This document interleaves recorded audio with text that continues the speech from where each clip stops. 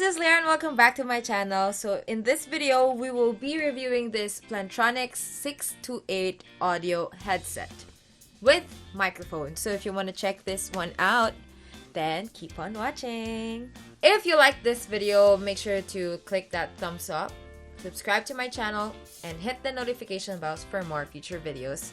And without further ado, let's get on with the review. So this is the Plantronics Audio 628 Stereo headset. So, bakit ito ang napili kong bilhin na headset? So, number one, ayoko kasi nung sumasakit yung tenga mo kapag matagal mo na siyang suot. Ang tagal mo siyang gagamitin, like, everyday siguro, if you're in school or you're at work, a minimum of 8 hours.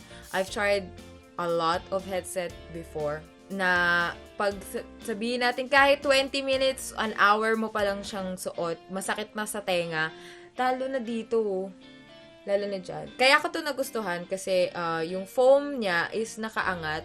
So, foam lahat ng tatama sa tenga mo. So, pag sinuot siyang ganyan, walang metal na nakalagay dito sa tenga mo. Lahat siya padded or with the foam.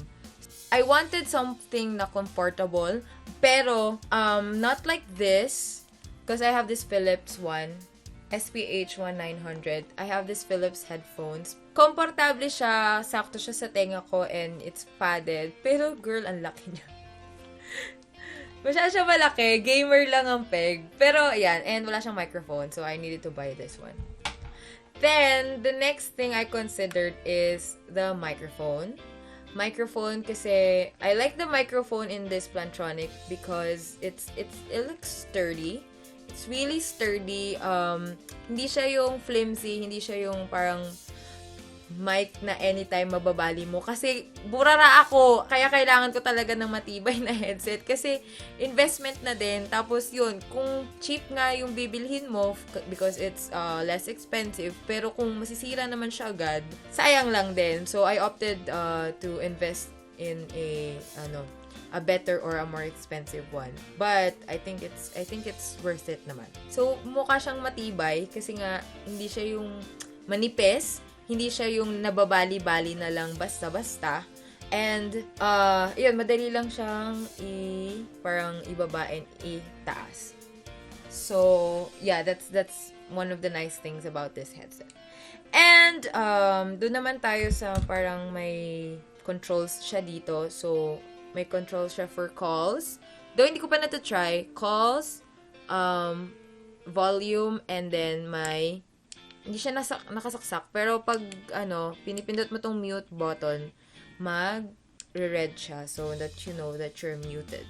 Another reason why I like the headset, or the microphone, is that it is noise cancelling. So, for school, or for work, especially for work, I don't live in a quiet area, may mga aso, may mga ulan, minsan, But most importantly, kaya ako siya binili kasi mainit pag wala kang electric fan and maingay naman pag makbukas yung electric fan mo.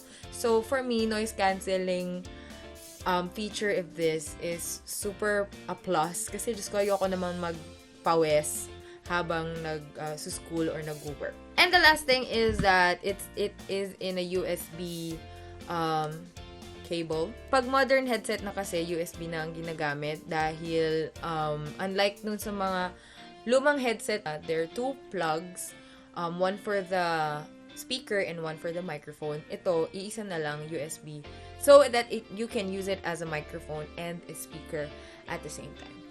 So, what we're gonna do now is we're gonna go to my OBS and we're gonna check this out and play it for you. And I'm gonna read the TikTok challenge, Flight Attendant challenge. So, yan. Tatry natin using this one and let's see the difference. So, let's see. Let's check it out. Okay, hi guys. So, I'm currently using the Samsung CO1U USB condenser microphone. Pa-plug in ko lang siya dun sa aking USB port. Okay, so it's now set. So, ito yung sinasabi ko na pag naka-plug in na siya, mag-iilaw siya ng mute and unmute, and mute and unmute. Alright, so, connected na yung headset ko. So, we're gonna do a Flight Attendant Challenge by Jen Barangan sa TikTok. So, papanoorin muna natin. Lalagay ko dito. Asan ba ako? Lalagay ko dito sa this part of the video.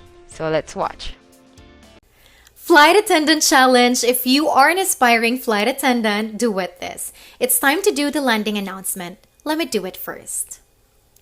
Ladies and gentlemen, we have just landed at Ninoy Aquino International Airport. Cebu Pacific Air welcomes you to Manila. On behalf of your flight deck crew headed by Captain Aznar with First Officer Pimentel and the rest of the team, we thank you for choosing Cebu Pacific, your airline of choice. Now your turn! Wow, okay, my turn. Ladies and gentlemen, we have just landed at Ninoy Aquino International Airport. Cebu Pacific Air welcomes you to Manila. On behalf of your flight deck crew headed by Captain Marcelo and First Officer Sanchez and the rest of the team, we thank you for choosing Cebu Pacific, your airline of choice. Now your turn! That was the Plantronics 628. So guys, if this video helped you, make sure to give it a thumbs up so that I will know. And if you have more video suggestions, comment down in the comment section below. And I'll see you on my next video.